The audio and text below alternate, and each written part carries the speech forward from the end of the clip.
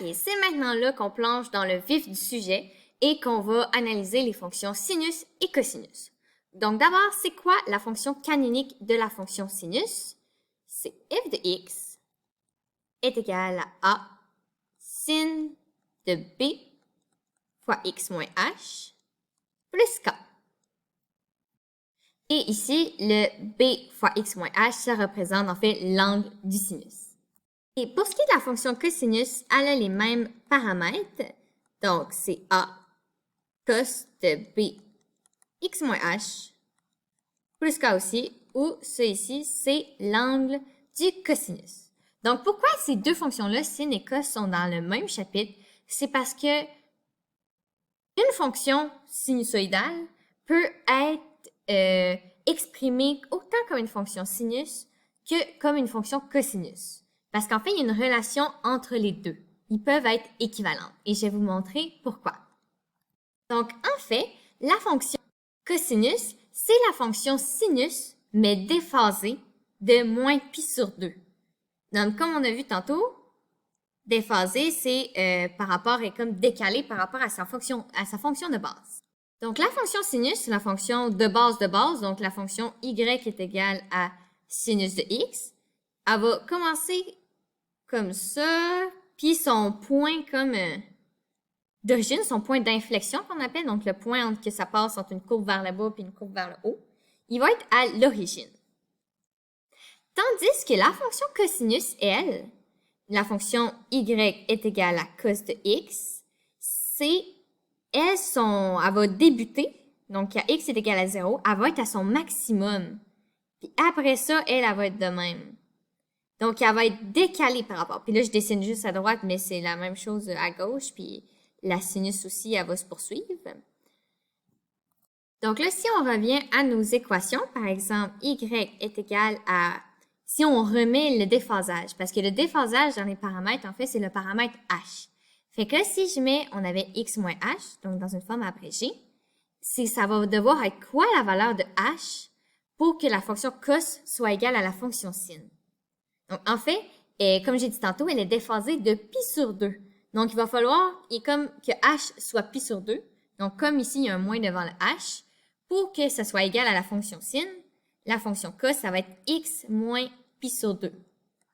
Et ça va être égal à la fonction, en bleu, sinus de x. OK, mais vous vous dites peut-être, pourquoi pi sur 2? Pi sur 2, on se rappelle, c'est 90 degrés. Donc, pour ça, je vais vous amener dans un triangle rectangle. Donc, je vais dessiner un triangle rectangle, le plus droit possible. Ici, je vais avoir mon angle que je vais appeler alpha. Et ici, je vais avoir un angle bêta. Ça ici, ça va être mon angle droit de mon triangle. Donc, dans mon triangle rectangle, ce côté-là, ça va être x. Et ce côté-là, ça va être y. Et l'hypoténuse va être égale à 1. Donc, dans un cas comme ça, si je calcule, par exemple, le cos de alpha, qu'est-ce que c'est? Le cos, on n'oublie pas, c'est adjacent sur hypoténuse. Donc, ça va être x.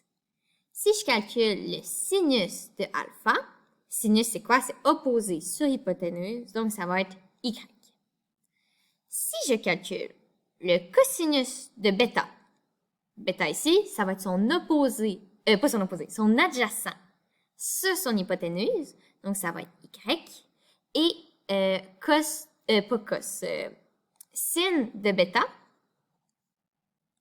Sin de bêta, ça va être son opposé sur l'hypoténuse. Donc, ça va être x.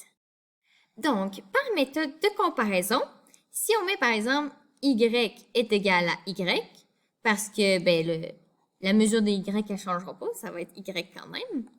Donc, ça veut dire, ici, j'ai sinus de alpha est égal à y, et j'ai cosinus de bêta qui est égal à y aussi. Fait que je peux mettre sinus de alpha qui est égal à cosinus de bêta. Et dans un triangle rectangle, c'est quoi la somme des angles dans un triangle? C'est 180.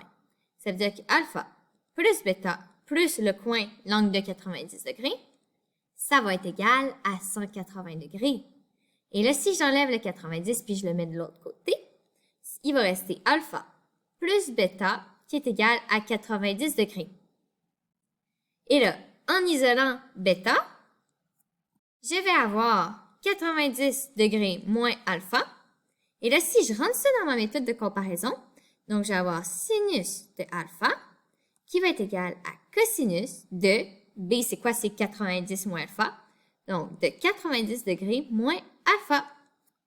Donc voilà, maintenant vous savez pourquoi les fonctions sinus et cosinus sont décalées par 90 degrés, donc par pi sur 2, et pourquoi on est capable de passer d'une forme à l'autre. D'ailleurs, petite parenthèse, vous avez remarqué que quand j'ai exprimé la fonction sin et cos dans la fonction de base, j'ai dit, quand y est égal à sinus de x, cosinus, c'est y est égal à cosinus de x moins pi sur 2. X ou θ, c'est la même chose. Donc ça, il faut faire attention parce que ça, c'est vrai, mais pour la fonction de base. Mais là, vous avez remarqué avec la démonstration que j'ai faite dans le triangle rectangle, ça donnait, on avait y est égal à y de sinus de alpha est égal à cosinus de 90 degrés moins alpha. Donc ça, c'est ce qu'on a obtenu avec la démonstration dans le triangle rectangle. Mais là, vous remarquerez ici, c'est comme moins pi sur 2, puis là, ici, c'est 90 degrés, donc pi sur 2 moins a. Donc si je marque juste ça avec le pi sur 2 pour pas vous mêler, moins a. Mais là, vous vous dites pourquoi. En fait, c'est parce que pour ce qui est de la forme de base, ça revient à ça. Ça revient à la même chose. Pourquoi, en fait? Parce que la période, c'est comme une période normale. Mais si je considère une fonction sinus qui a un b, puis comme on va voir plus tard, d'autres paramètres plus élaborés, un autre h, un b, là, ça vient changer la donne. Puis quand vous avez d'autres fonctions sinus avec plusieurs paramètres, eh bien, c'est cette formule-là qu'il faut utiliser.